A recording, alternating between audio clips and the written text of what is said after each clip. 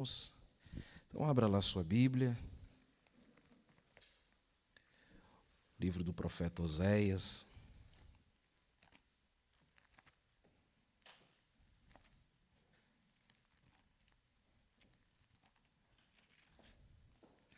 Oséias capítulo 1.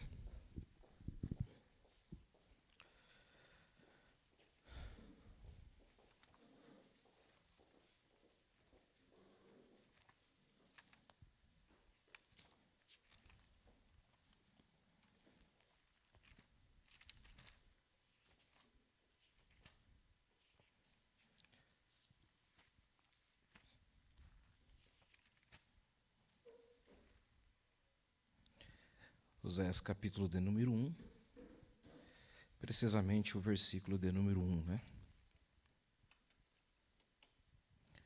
Diz assim: Palavra do Senhor que foi dita a Oséias, filho de Beri, nos dias de Uzias, Jotão, Acás, Ezequias, rei de Judá, e nos dias de Jeroboão, filho de Joás, rei de Israel.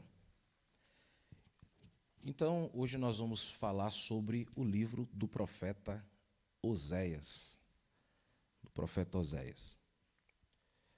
É interessante que, assim como no Novo Testamento nós temos João, né, que é o profeta ou o apóstolo do amor, né? No Antigo Testamento nós temos o profeta Oséias.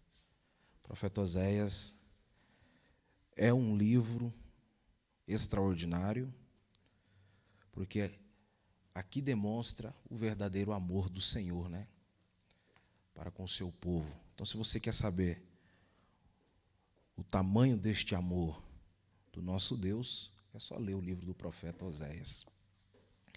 E hoje a visão panorâmica será desse livro. Alguém leu este livro no decorrer da semana? Se tiver alguém, manifeste como. Ninguém? Amém. Então, lá na introdução do capítulo 1, versículo 1, nós conseguimos já extrairmos algumas lições do livro do profeta Oséias. Então, lá no versículo 1, a Bíblia vai nos dizer o nome dele, o nome do profeta, o nome de seu pai. Vai aparecer aqui 4 reis do reino sul e também um rei do reino norte, simplesmente para entendermos em que tempo o profeta Oséias exerceu o seu ministério. Então, o nome Oséias é um nome que aparece várias vezes no Antigo Testamento. Lembra de Josué? O Josué que a Bíblia diz que foi o grande comandante, né, do exército, uma vez que o povo saiu do Egito em direção à Terra Prometida. Foi ele que exerceu este papel de liderança, Josué. Mas este nome de Josué, ou este nome que era dado a Josué, primeiramente o seu nome não era Josué, o seu nome era Oséias, filho de Num, né? Existia outro Oséias também, que foi o último rei lá de Israel, onde a Bíblia vai nos dizer que o último rei de Israel, o nome dele também era Oséias. A palavra Oséias significa salvação, né? Então tem tudo a ver com o que o profeta Oséias profetizou. A Bíblia vai nos dizer o nome do pai dele. O texto diz que o nome do pai dele é Beri. Essa é a única importância aqui, pelo fato dele ser filho de Beri, é para identificar que este Oséias aqui não era o rei Oséias, o último rei de Israel, e muito menos qualquer outro Oséias, mas sim especificamente este Oséias, filho de Beri. Beri significa fonte ou poço, né? Água da fonte ou água do poço. Lá no mesmo versículo de número 1, a Bíblia vai nos dizer pelo menos 4 reis do reino sul: Uzias, Jotão, Acás e Ezequias. O rei Uzias foi um dos reis ali que reinou mais de 50 anos. E é interessante que lá na época do rei Uzias houve um terremoto, né, no Reino Sul. Está lá em Amós, capítulo de número 1. Vamos ler lá? Amós, capítulo 1.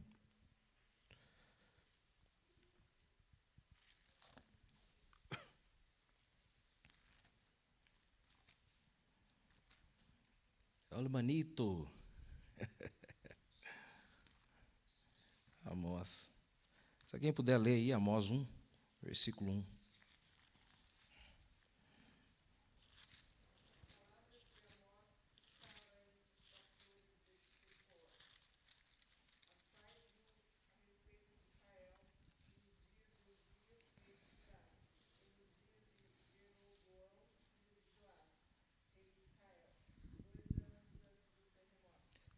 Então, este Uzias aí, obrigado, irmã, foi um rei do Reino Sul, a qual teve um terremoto, né, no período em que ele reinava. Posteriormente, também o profeta Zacarias vai falar sobre esse terremoto. Depois vai dizer sobre o rei Jotão, o rei Acás, o rei Ezequias. E somente vai dizer o nome de um rei do Reino Norte, que está lá na parte B do verso. A Bíblia diz assim, ó, que o profeta Oséias profetizou nos dias de Jeroboão. Isso aqui é bom a gente entender, porque na Bíblia existe 2 Jeroboão. E o texto não vai dizer lá quem é o Jeroboão 1, o Jeroboão 2, simplesmente diz Jeroboão. E às vezes tem gente que faz uma confusão, mas quem que é esse Jeroboão? Então, este Jeroboão aqui é o Jeroboão 2. Então, houve 2 reis por nome de Jeroboão. Este é o segundo. O primeiro Jeroboão foi o primeiro rei do Reino Norte. Vamos ler lá em 1 Reis 12. 1 Reis 12. Lá a Bíblia vai nos dizer sobre esse primeiro rei por nome de Jeroboão.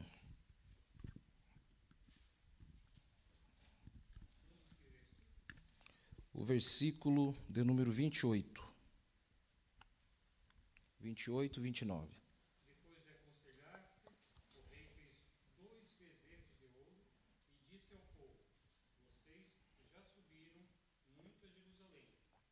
Aqui estão os teus deuses, ó Israel, que tiraram vocês do Egito. Mandou pôr um bezerro em Betel e outro em Dan.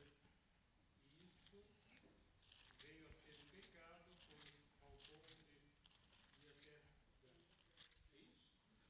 É isso? Se puder, leia um pouquinho antes, querido. Lá no versículo de número 26. Jeroboão pensou: o reino agora provavelmente voltará para a dinastia de Davi. Se esse povo subir a Jerusalém para oferecer sacrifícios no templo do Senhor, novamente dedicarão uma lealdade ao Senhor deles. Rehoboam, rei de Judá, eles vão me matar e vão voltar para o rei Roboam. Obrigado, querido. Então, esse daí, se os irmãos quiserem anotar, porque às vezes tem gente que faz confusão quanto a esses Roboão aí, né? Então, este é o primeiro Roboão, que foi o primeiro rei do Reino Norte, né? E qual foi o segundo?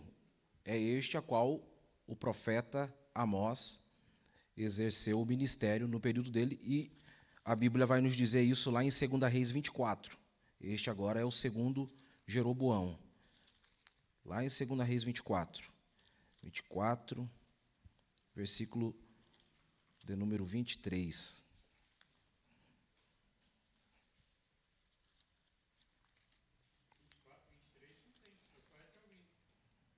24? Não, 2 Reis 14, desculpe. 2 Reis 14.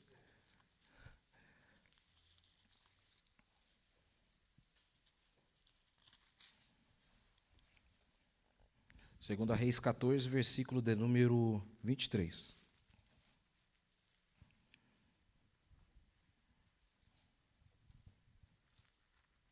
Diz assim: No 15º ano de Amazias, filho de Joás, rei de Judá, começou a reinar em Samaria Jeroboão, filho de Jeoás, rei de Israel, e reinou 41 anos. Então, o profeta Oséias exerceu o ministério dentro deste reinado deste rei por nome de Jeroboão II, que está aqui em 2 Reis, capítulo de número 14, e o versículo de número 23. O profeta Oséias, voltando lá para o livro do profeta Oséias, ele foi contemporâneo de 3 profetas, e que exerceram o ministério no mesmo período que ele também exerceu o seu ministério. Ele foi contemporâneo do profeta Amós, do profeta Isaías e também do profeta Miqueias. É interessante que o profeta Oséias, dentre todos os 17 profetas, ele e Jonas, especificamente, foram os únicos profetas do Reino Norte. O resto era tudo os profetas do Reino Sul. Então, ele foi contemporâneo desses 3 profetas. Enquanto o profeta Isaías exercia o seu ministério. Lembra do profeta Amós? Amós, ele profetizou no Reino Norte, mas ele não era do Reino Norte. A Bíblia diz que ele nasceu no Reino Sul e, posteriormente, ele foi exercer o ministério lá no Reino Norte, porque Deus tinha mandado ele exercer o seu ministério lá no Reino Norte, porque existia essa carência de profetas no Reino Norte. O Reino Norte teve 19 reis, irmãos, e 8 dinastias. O que seria dinastias? São famílias, por exemplo, no Reino Sul, teve acho que 18 reis, mas todos os reis do Reino Sul, que o Reino Sul era Judá, cuja capital era Jerusalém, e todos os reis que assentavam no trono no Reino Sul eram descendentes de Davi, diferente do Reino Norte. Do Reino Norte não era só de uma família, então houve pelo menos 8 dinastias diferentes e também teve 19 reis e durou 209 anos o reinado desses 19 reis, que foi o período ali entre a divisão do reino e até a queda do reino de Israel. Voltando lá para o versículo de número 2 do livro de Oséias, a gente já vai adentrarmos aqui no livro do profeta Oséias, para a gente entender algumas coisas aqui quanto ao que estava acontecendo. O profeta Oséias, possivelmente ele tinha uma profissão, ele exercia um papel de padeiro. Então, nós vamos ler lá Oséias capítulo 7. Vamos ler lá, por gentileza? Oséias capítulo 7, e ele vai usar isto dentro do conceito, dentro do pensamento profético dele quanto à rebeldia do povo de Israel. Lá no capítulo de número 7, versículo 4, se alguém puder ler aí, por gentileza.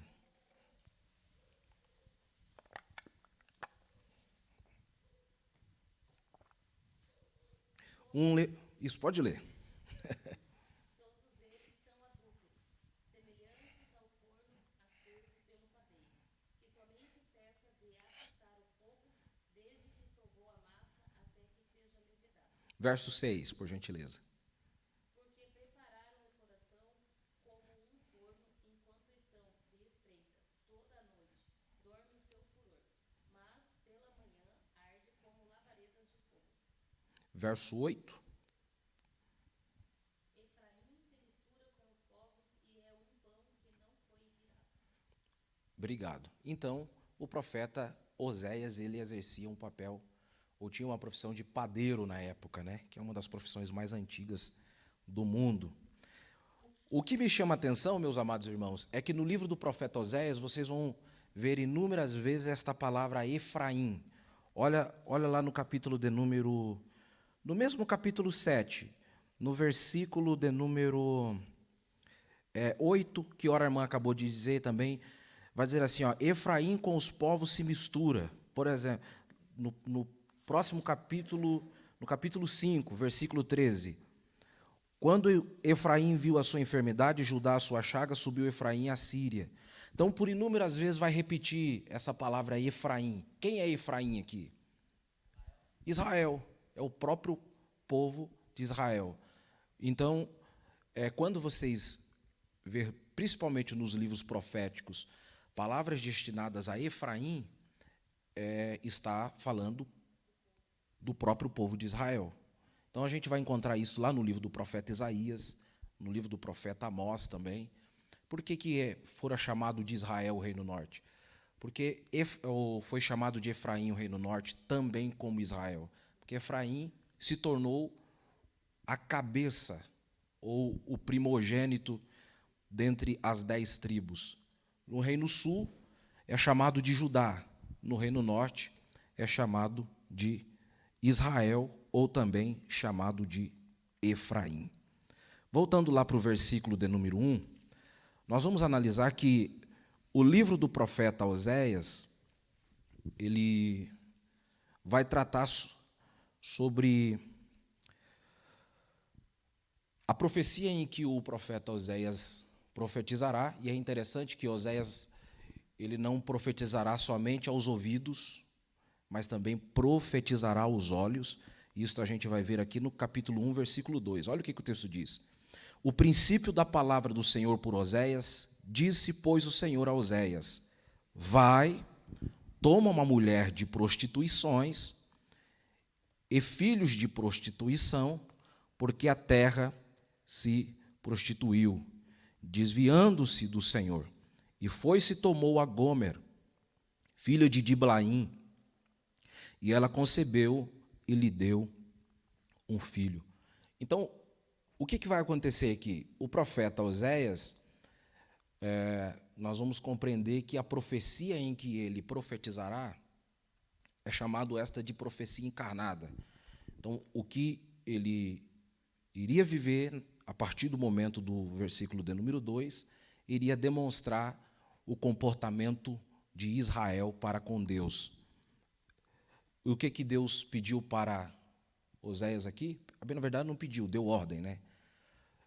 A ordem de Deus foi esta: vai e casa com uma meretriz, ou com uma prostituta. Foi isso que Deus disse para o profeta Oséias. É claro que tem alguns estudiosos, teólogos, que eles dizem aqui que esta mulher, esta situação aqui, é visto como se fosse uma metáfora, mas não é. Isso daqui é literal. O profeta Oséias, Deus deu ordem para ele casar, literalmente, com uma mulher que era uma meretriz. Aí você poderia me perguntar, mas existiam bordéis em Israel? Sempre existiu. A prostituição sempre existiu em todos os tempos. Por mais que a lei do Senhor proibia essa prática, existia dentro de Israel. Vocês vão lembrar de uma passagem que está lá em 1 Reis, se não me falha a memória, no capítulo 3, quando a Bíblia diz, na época do rei Salomão, que veio 2 meretrizes e até a presença do rei, para que o rei Salomão julgasse uma causa delas. Pelo fato delas gerarem filhos de pais que não sabiam quem era realmente o pai daquelas crianças, e uma matou seu próprio filho. Os irmãos vão lembrar muito bem desta passagem, porque isso acontecia em Israel. Era normal existir os bordéis em Israel. Na verdade, elas eram chamadas de rameiras. Está lá em Deuteronômio, né? Existia até mesmo um juiz, né, que era filho de uma meretriz. Alguém lembra aqui quem era? Alguém lembra? Jefité. Jefité era filho de uma meretriz. Então, essa prática, ela sempre existiu. E é interessante isso, porque às vezes tem gente que fala, nossa, tem vontade de ir para Israel. Mas você sabia que a cidade de Tel Aviv é uma das cidades mais promíscuas do mundo? É uma das cidades que está mais envolvida com prostituição. É a cidade de Tel Aviv. É incrível isso, né? Então, vamos voltar lá para o versículo de número 2. Olha qual foi a ordem do Senhor. Deus disse para ele assim, ó, vai, toma uma mulher de prostituições, ou seja, vai lá num bordel, acha uma mulher, e filhos de prostituição, porque a terra se prostituiu, desviando-se do Senhor. Outra coisa que a gente precisa entender aqui também. Tem alguns teólogos que dizem que Deus deu ordem para o profeta Oséias casar-se com uma mulher que já era tendenciosa a isso. Mas o texto não está dizendo isso. O que o texto está dizendo é que ela já estava na prática da prostituição. Ela era uma meretriz. É ou não é? Porque está lá, vai, toma uma mulher de prostituições. Então, ela era uma meretriz. Verso 3, olha o que Deus vai dizer. Olha o que o profeta vai fazer, né? E foi-se e tomou a Gomer, filha de Diblaim, e ela concebeu e lhe deu um filho. E ela concebeu e lhe deu um filho. Então, ele já casou com esta mulher por nome de Gomer, sabendo que ela era uma meretriz, e mesmo assim teve filho com ela. E quando a gente fala aqui desta ordem de Deus, uma vez que Deus mandou Oséias ir até um prostíbulo e casar com uma meretriz, é interessante que aqui Deus estava querendo fazer com que o profeta sentisse qual era o sentimento do próprio Deus para com Israel. Deus amava tanto Israel que o texto aqui vai nos dar informação que este sentimento também de Oséias para com Gomer era verdadeiro. Então, não ache que ele casou sem amar. Ele casou e, posteriormente, esse amor foi aumentando e ele foi sentindo realmente na pele o que Deus estava sentindo com o comportamento de Israel. Pela palavra, dá a entender que o filho também não era dele. Vá com uma mulher e que ela tenha filhos de infidelidade. Então não seriam filhos dele. O primeiro, sim. O primeiro, sim. As meninas que virão, não é filho dele. Muitos teólogos vão falar isso. Derek Kidner, Hernandes Dias Lopes, Sindel Baxter, vários comentaristas vão falar sobre isso. Então, vamos ler lá, já aproveitando o ensejo, lá no capítulo de número 1, versículo de número 3, como o irmão acabou de dizer, diz assim, ó, e foi-se tomou a Gomer, filha de Diblaim, e ela concebeu e lhe deu um filho. Então, a maioria dos comentaristas vão dizer que este primeiro filho aqui era deste casal, era de Oséias e Gomer. E qual era o nome do primeiro filho? Como é que era? Jezreel. Então, este foi o primeiro filho de Oséias. Lá no versículo de número 6, a gente vai ver agora o segundo filho, ou a filha, né? E tornou ela a conceber e deu à luz a uma filha. E ele disse, põe-lhe o nome de Loruama. E a terceira filha, está lá no verso 9. E ele disse, põe-lhe o nome de Loami. Então, o profeta Oséias, ele tinha 3 filhos. É claro que o único que era dele mesmo era Jezreel. Os demais, ou as 2 filhas, não era dele.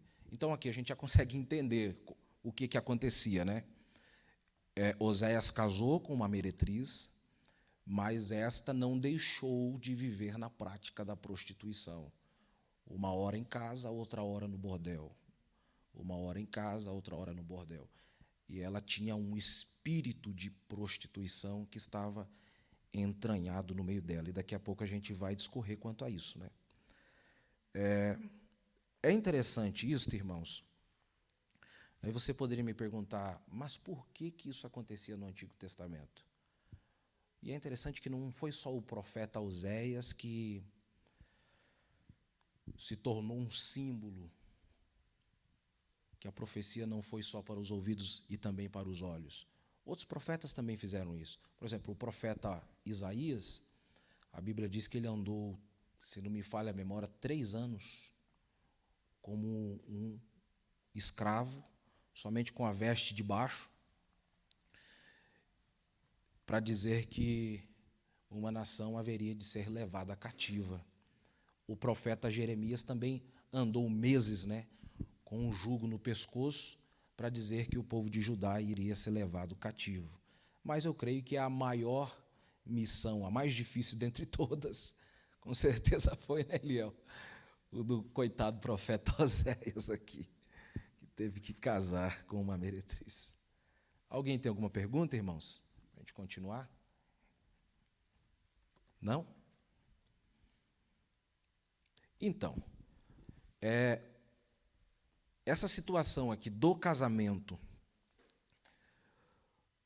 de Oséias e Gomer, e uma vez que foi gerado filhos, sendo o filho dele ou filho de outros pais, mas quem deu o nome foi ele, veja que essas três crianças aqui, esses três filhos, o nome deles será também uma profecia encarnada. Isso aconteceu com os filhos de Isaías. Isaías colocou o nome dos filhos e o próprio nome dos filhos era uma profecia que haveria de acontecer e haveria de se cumprir. Então, a primeira profecia que está encarnada aqui nos filhos de Oséias é Jezreel. Vamos ler lá o versículo de número 4. Essa aqui é a primeira palavra profética que estava inserida nos próprios filhos. Se alguém puder ler o verso 4, por gentileza. 1:4.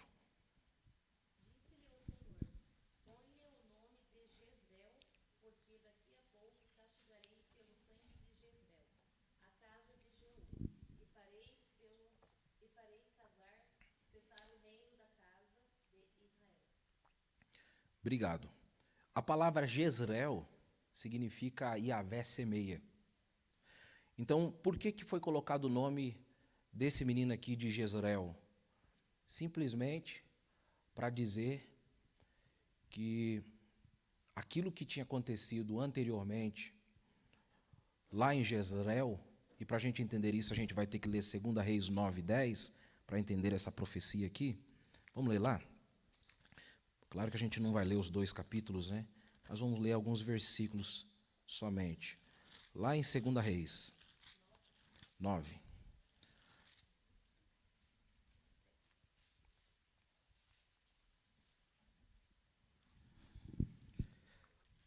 Principalmente nós vamos ler o capítulo 10. Capítulo 10. Lá no capítulo 10, versículo de número 6, diz assim: Então, segunda vez, lhe escreveu outra carta, dizendo: Se sois meus e ouvirdes a minha voz, tomai as cabeças dos homens, filhos de vosso Senhor, e amanhã, a este tempo, vinde a mim a Jezreel. E os filhos do rei, 70 homens, estavam com os grandes da cidade que os mantinham. Sucedeu, pois, que, chegada a eles a carta, tomaram os filhos do rei e os mataram, 70 homens, e puseram as suas cabeças nos cestos, e lhes mandaram a Jezreel. E um mensageiro veio e lhe anunciou, dizendo: Trouxeram as cabeças dos filhos do rei.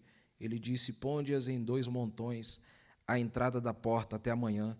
E sucedeu que pela manhã, saindo ele, parou e disse a todo o povo: Vós sois justos, e eis que eu conspirei contra o meu senhor e o matei. Mas quem feriu todos estes? Sabeis,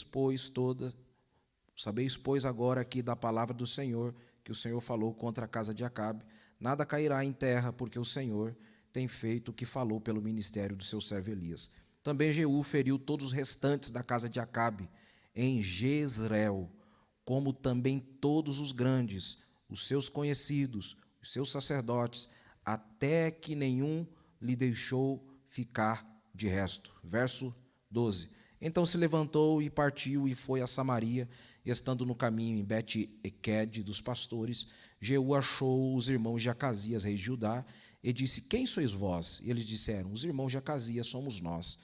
E descemos a saudar os filhos do rei e os filhos da rainha. Então disse ele: Apanhai-vos vivos. E eles os apanharam vivos e os mataram junto ao poço de Bet-Equed, 42 homens, e a nenhum deles deixou de resto. Então, a profecia lá de Oséias, capítulo 1, versículo 4, é Deus agora descendo com juízo contra Jeú. Quem foi Jeú? Jeú foi um rei do Reino Norte, foi o único que recebeu a unção na cabeça, pelo menos biblicamente falando, está lá em 2 Reis, capítulo 9. E Deus deu uma ordem para Jeú: eu quero que você extermine a casa de Acabe. Então ele matou Jezabel, ele matou os 70 filhos de Acabe, mas ele tinha sede de sangue. Ele extrapolou. Deus deu uma ordem para ele: extermine a casa de Acabe. Mas não, ele começou a matar um monte de gente que estava com os filhos de Acabe, foi matando e matando, e não parava de matar. E ele estava fazendo isso agora contra a própria vontade de Deus. E agora aqui em Oséias capítulo 1, versículo 4, o menino vai ter o nome de Jezreel, simplesmente para dizer que a sentença do Senhor agora cairia sobre a casa de Jezreel, ou sobre a casa melhor de Jeú, uma vez que Jeroboão II era descendente de Jeú. Então, esta é a primeira profecia que fora liberada contra o reinado de Israel. O segundo nome, vamos ver lá o significado do segundo nome, versículo 6. E tornou ela a conceber, e deu à luz a uma filha, e ele disse: põe-lhe o nome de Loruama, porque eu não me tornarei mais a compadecer da casa de Israel, mas tudo lhe tirarei. A palavra Loruama significa desfavorecida, ou não terei compaixão. Então veja que na própria menina, Deus estava inserindo nela a palavra profética, uma vez que alguém chamava ela: ô Loruama, ô desfavorecida, ô não tem compaixão, porque era isso que Deus iria fazer. Deus iria destruir o reino norte, e faltava muito pouco para isso acontecer. A terceira moça está lá no verso 9, Loami. A palavra Loami significa não meu povo, não meu povo. Em outras palavras, Deus está dizendo: esse povo deixará de ser o meu povo, por causa do pecado. Versículo 9, põe-lhe o nome de Loami, porque vós não sois meu povo. Esta palavra lo, aqui no hebraico, é não. Porque vós não sois meu povo, nem eu serei vosso Deus. Todavia, o número dos filhos de Israel será como a areia do mar, que não pode medir-se, nem contar-se. E acontecerá que no lugar onde se lhes dizia: vós não sois meu povo, se lhe dirá: vós sois filhos de Deus. Isso daqui já é a restauração que haveria de vir posteriormente por intermédio do Messias. Lá no capítulo 2, hoje nós vamos terminar um pouco mais cedo, né? Capítulo 2, a gente vai ver que agora tudo isso que estava acontecendo, irmãos, o casamento de Oséias com Gomer, os filhos que foram gerados, agora Deus vai profetizar por intermédio da boca do profeta Oséias, tratando sobre esta infidelidade. Então, lá no capítulo 2, a gente vai ver que houve 3 problemas com Israel. Primeiro, adultério, eles se prostituíram. Depois, o divórcio. E depois, a reconciliação, né? Então, do capítulo de número 1 até o versículo de número 5, vou fazer assim, cada um lê um versículo para a gente compreender isso daqui. A gente já começa por aqui. Já. Capítulo 2, versículo 1. Repreenderei vossa mãe, repreenderei-a, porque ela não é minha mulher, e eu sou seu marido, para que ela afaste as suas prostituições de sua presença e seus adultérios de entre os seus seios. O que aconteceu aqui? Essa Gomer aí, ela não ficou por muito tempo com Oséias. Tinha um tempo do relacionamento que era assim: em casa, bordel, bordel em casa. Mas chegou o momento que ela já não ia mais para casa. Então, realmente, ela se distanciou totalmente de Oséias. O verso 2. Acho que já foi lido, né? 3, então. 3. Versículo 3. Do contrário, eu a deixarei nua como no dia em que nasceu. Farei dela um deserto, uma terra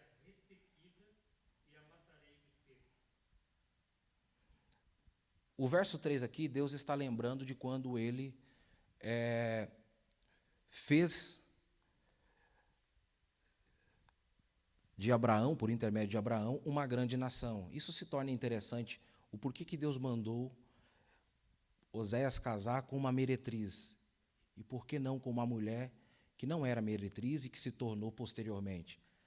Porque o maior sinal de que Gomer aqui era o símbolo de Israel é que Israel nasceu do meio da idolatria, uma vez que Deus arrancou da terra da Mesopotâmia, a terra da idolatria, Abraão, para fazer dela uma grande nação.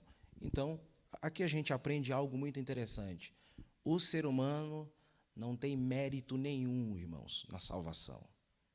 A salvação, ela é meramente um dom de Deus. Nós somos salvos não porque nós fazemos. Não, eu sou salvo porque eu faço. Não. Nós não temos mérito nenhum na salvação. Somos salvos porque o nosso Senhor nos amou tremendamente. Então, lá no capítulo de número 2, no versículo de número 5, a gente vai ver que aqui está a infidelidade e também a ingratidão dessa Gomer, representando também Israel. Veja que agora já misturou a profecia encarnada, que no caso, ou a simbologia, que era o casamento entre Oséias e Gomer, agora já está misturando, apontando já para Israel e demonstrando a infidelidade do povo de Israel para com Deus. Versículo de número 5. Porque sua mãe se prostituiu, aquela que os concebeu, ouve-se torpemente, porque diz: irei atrás dos meus namorados, que me dão o meu pão, e a minha água, a minha lã, e o meu linho, o meu óleo, e as minhas bebidas. Então, aqui já está apontando para Israel, porque era isso que Israel fazia. Israel, eles levavam uma vida meio mística, então era mais ou menos assim: uma hora cultua o Senhor, a Yahvé, mas nós não vamos deixar de lado a prática do culto a Baal. E é interessante que quando chegava o momento deles plantarem, eles não pediam para Deus mandar chuva, eles pediam para Baal. Eu gosto muito disso. Lembra daquela passagem lá de Elias? Porque quem implantou o culto de Baal, de todos esses cultos pagãos em Israel, precisamente foi Jezabel. Lembra de quando a Bíblia diz que apareceu Elias? Vamos ler lá, em 1 Reis, para a gente entender aqui quanto ao culto a Baal. Lá em 1 Reis,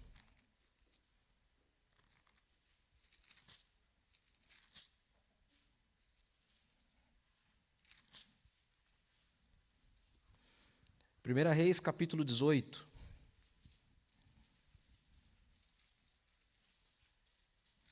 Capítulo 17, aliás. Capítulo 17, versículo 1. Eu vou ler aqui. Olha o que diz.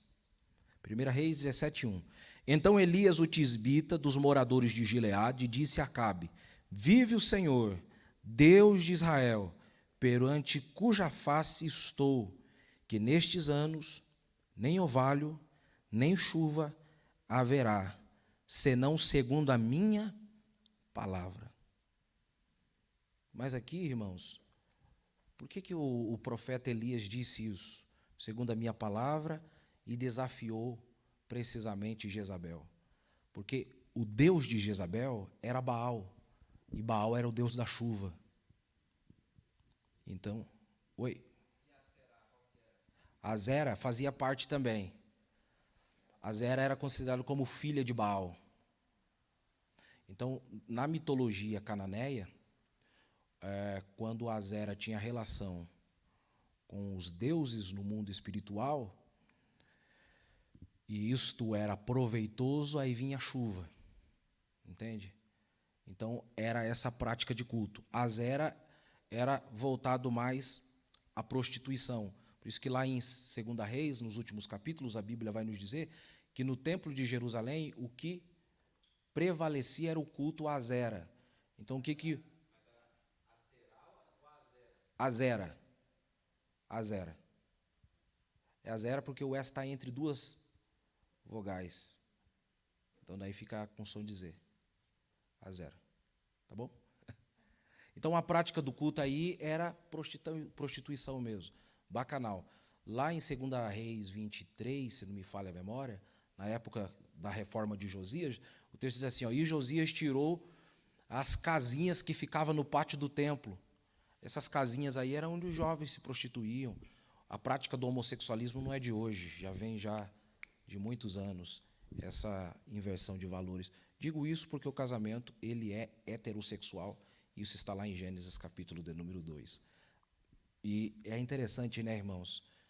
Que vergonha, tem cristãos hoje fazendo apologia a isso, né? É incrível isso. Não sei se os seus irmãos ficaram sabendo que um cantor aí, eu vou citar o nome, será que cito? Não vou citar, deixa para lá. Já está, então, os irmãos já sabem. Ele, depois eu falo pessoalmente. Enfim, não vou citar nome, não. Ele assumiu que ele é homossexual. E um monte de cristão, né? Bem, na verdade, não é cristão, né? Apoiando essa prática, irmão. Nós amamos o pecador, mas a prática do pecado nós não a abraçamos. Aí tem gente que diz assim, mas eu não estou fazendo, mas está consentindo. E Romanos capítulo de número 1, a Bíblia diz assim, que os tais são dignos de morte, não só os que praticam, mas também os que consentem. Então tem gente que não faz, mas ele consente. Ele não faz, mas ele está lá, consentindo e apoiando esta prática. Então aqui, em 1 Reis capítulo 17, nós vamos analisar que o profeta Elias, ele desafiou especificamente Baal. Por isso que ele diz assim, segundo a minha palavra não vai chover. Por que não vai chover? Porque Baal é tão fraco que eu estou debaixo da autoridade de Deus e eu vou dizer que não vai chover, pronto, acabou. Porque os que prestavam culto a Baal, precisamente Jezabel, era o Deus da chuva, né? Então, ele estava dizendo que com isso não iria chover. Alguém tem alguma pergunta, irmãos?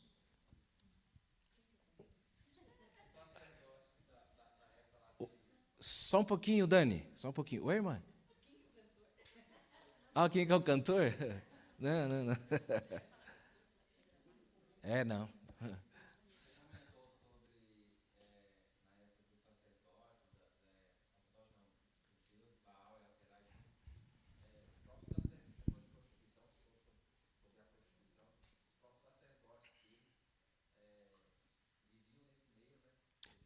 Viviam.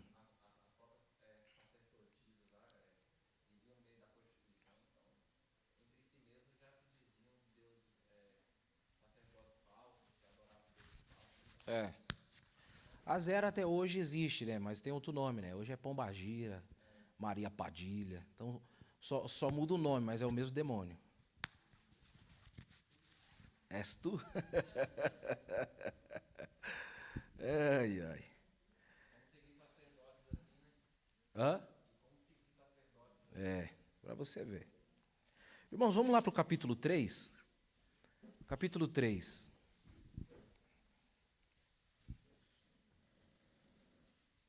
Capítulo 3, versículo de número 1.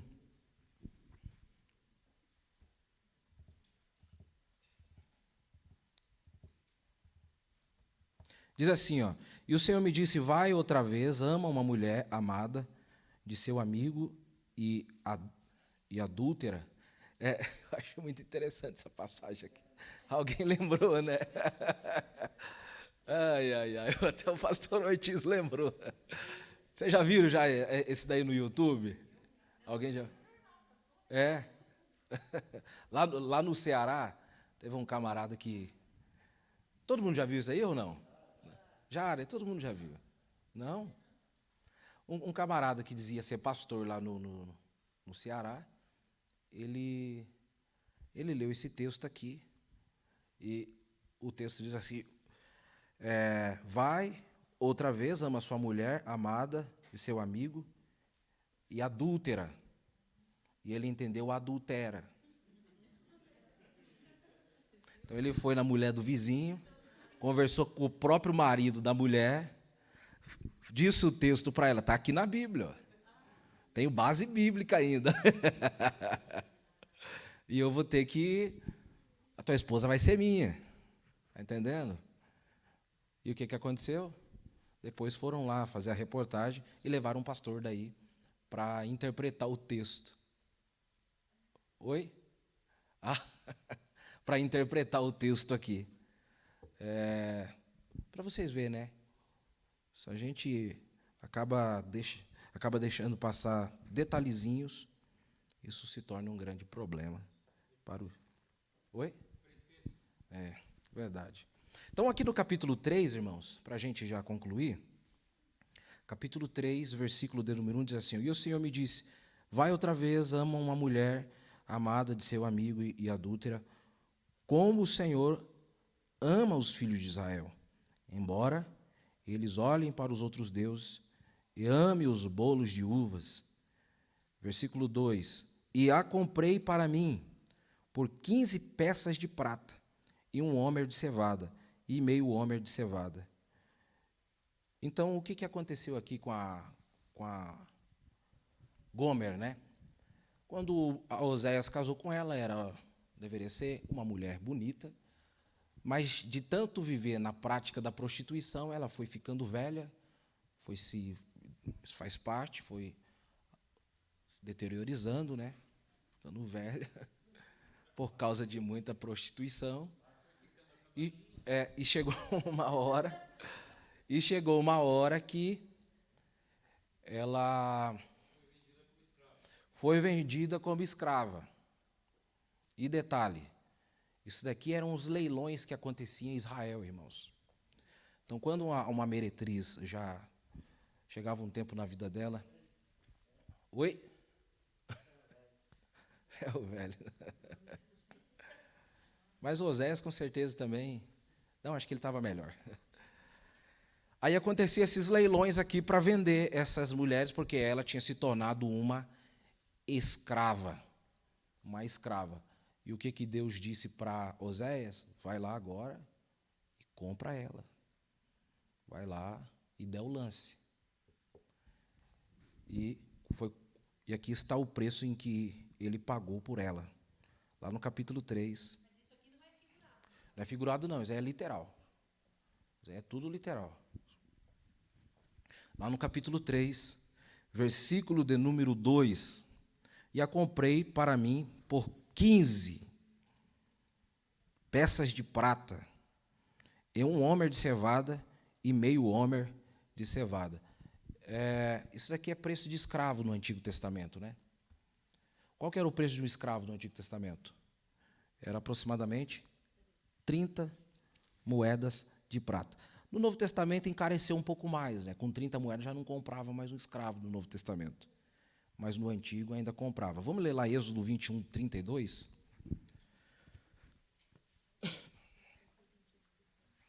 Êxodo 21, 32.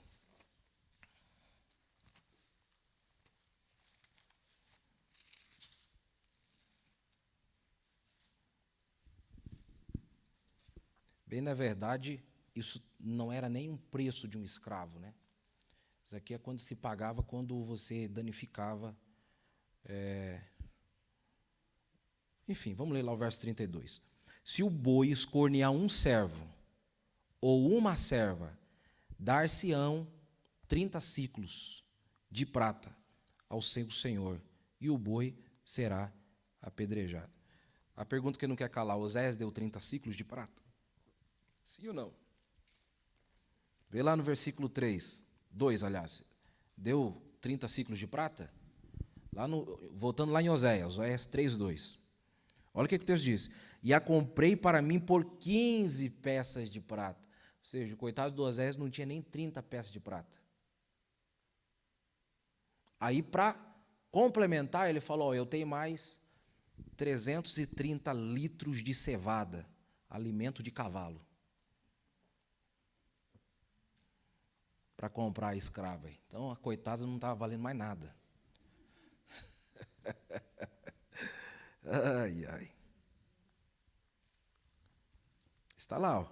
E um homer de cevada e meio homer de cevada. Isso aqui dá aproximadamente 330 litros de cevada, que esse aqui era alimento de cavalo, né? Era um tipo de alimento que dava para cavalo na época, para comprar a coitada. E detalhe, Deus mandou ele comprar, lá no versículo 3, eu gosto demais disso. Ele disse: tu ficarás comigo muitos dias, ou seja, até a morte agora. Agora é até que a morte nos separe. Não te prostituirás. Por que não vai se prostituir? Porque ninguém quer mais ela. Nem serás de outro homem. Assim quero eu ser também para ti. Amável, irmão. E tudo isso daqui, ó, é simplesmente para dizer algo interessante. O amor de Deus para com as nossas vidas, ele é abundante. É tão grande o amor do Senhor Deus para conosco, que lá em João 3,16, para nos comprar do pecado, ele pagou com o maior preço. Porque Deus amou o mundo de tal maneira que deu o seu Filho unigênito, para que todo aquele que nele crê não pereça, mas tenha vida eterna. Então ele não nos comprou com prata nem com ouro, foi Pedro que disse, mas foi com o sangue de Cristo na cruz do Calvário. Então você tem valor, meu irmão. Você tem valor. Você vale o sangue do nosso Senhor Jesus Cristo. É claro que nós temos valor para o Senhor, para a gente também não ficar batendo no peito e dizer, não, eu sou o bambambam. Não, a gente somos valorizados porque Ele nos valorizou por causa do sangue do seu Filho, né? Lá no versículo 4, do mesmo capítulo 3, versículo 4, diz assim, ó, porque os filhos de Israel ficarão por muitos dias sem rei. Sem rei. Vamos ler lá João 19:15? Se alguém puder ler lá.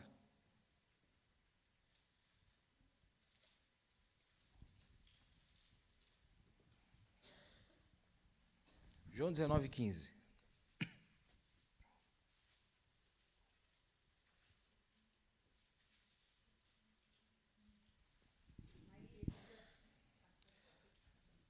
Mas eles bradaram: tira, tira, crucifica-o.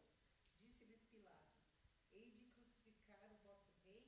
Responderam os principais sacerdotes: não temos rei, senão César. Então, aqui a profecia se cumpre porque chegou o tempo em que eles já não tinham reis. A partir do momento que o reino de Judá foi levado cativo, nunca mais eles tiveram reis. Não tiveram reis, voltando lá para o versículo 4, sem príncipe, sem sacrifício, sem estátua, sem éfode ou terafins. Então Deus está dizendo aqui que uma vez que o povo fosse levado cativo, o povo de Judá e também o povo de Israel, nunca mais eles iriam se tornar idólatras. A partir do momento que a gente lê os livros pós-babilônicos, Ageu, Malaquias, Zacarias, enfim, os livros ali, Neemias, Esdras, você vai ver que poderia ter problemas, porque problema sempre vai ter, mas nunca mais Israel se curvou perante uma estátua. Eles deixaram de ser idólatra. Então foi tratamento de choque mesmo. 70 anos cativo, Deus restaurou o povo. E quando a Bíblia fala aqui no verso 4, está falando de Israel na sua totalidade. E para a gente terminar, lá no capítulo 4, se os irmãos puderem abrir a sua Bíblia. Aqui a gente vai entender que maneira que estava Israel, né? Capítulo 4. Israel caiu por 3 quebras de princípios, né? Primeiro, eles se tornaram ímpios ao extremo. Olha o que diz lá no capítulo 4, versículo 2. Parece o cenário da sociedade de hoje. Só prevalece o perjurar e o mentir, e o matar, o furtar. Eles quebraram todos os mandamentos lá de Êxodo 20. O adulterar e a homicídio sobre homicídios. Esse homicídio sobre homicídios aqui, irmãos, isso aqui está apontando para os últimos reis do reino de Israel. Quando a gente lê lá, lá em segunda Reis, que a Bíblia vai nos falar sobre os últimos reis de Israel, o que estava acontecendo ali? O povo, os reis, eles estavam saindo do trono, não porque morreram de morte natural, mas estava um espírito no palácio que imperava o assassinato. Então era um rei arrancado porque fora assassinado. E aquele que assassinava, que assentava no trono daquele rei a quem ele assassinou, também era assassinado. E assim ia acontecendo sucessivamente.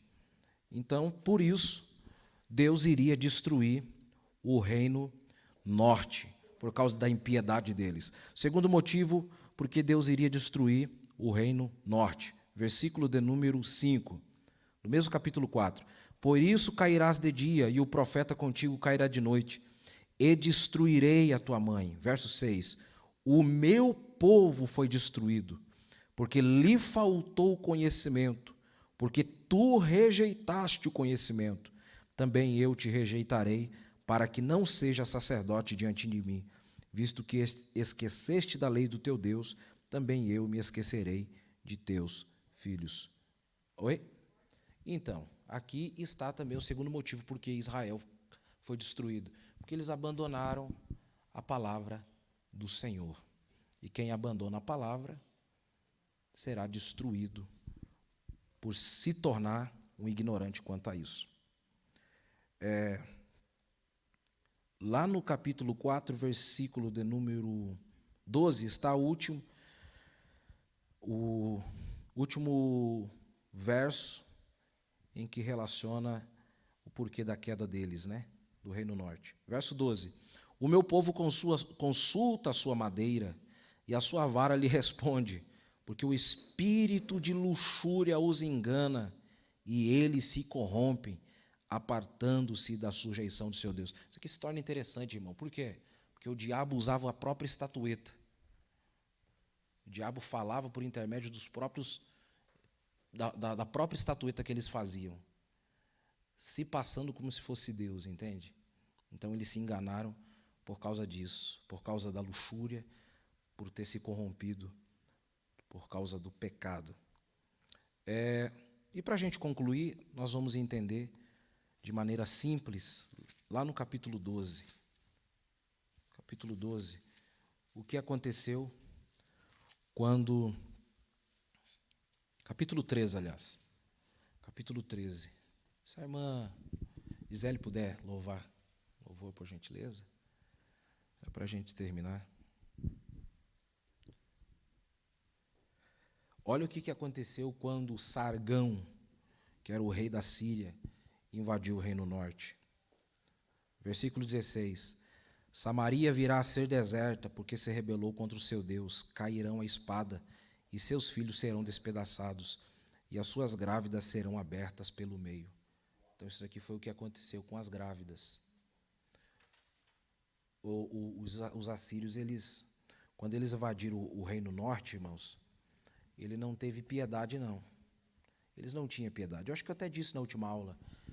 Quando os assírios, os soldados, pastor Ortiz, ia chegando perto da nação a qual essa haveria de ser subjugada, a história diz, Síndolo Baxter diz, que os homens que estavam nas torres já começavam a se suicidar, porque sabiam que se caísse na mão dos soldados assírios, eles não iam ter piedade.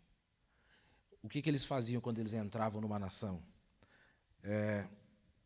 Eles cortavam a cabeça só dos homens, ia cortando, e empilhava assim, e faziam pirâmides nas portas das cidades, aquilo mesmo para causar pânico, terror. Nunca existiu um povo tão truculento como os assírios. Os assírios era terrível. Lembra daquela passagem lá quando Deus disse para o rei Senaqueribe, eu vou colocar um anzol no teu nariz e vou fazer você voltar pelo mesmo caminho? Lembra dessa passagem?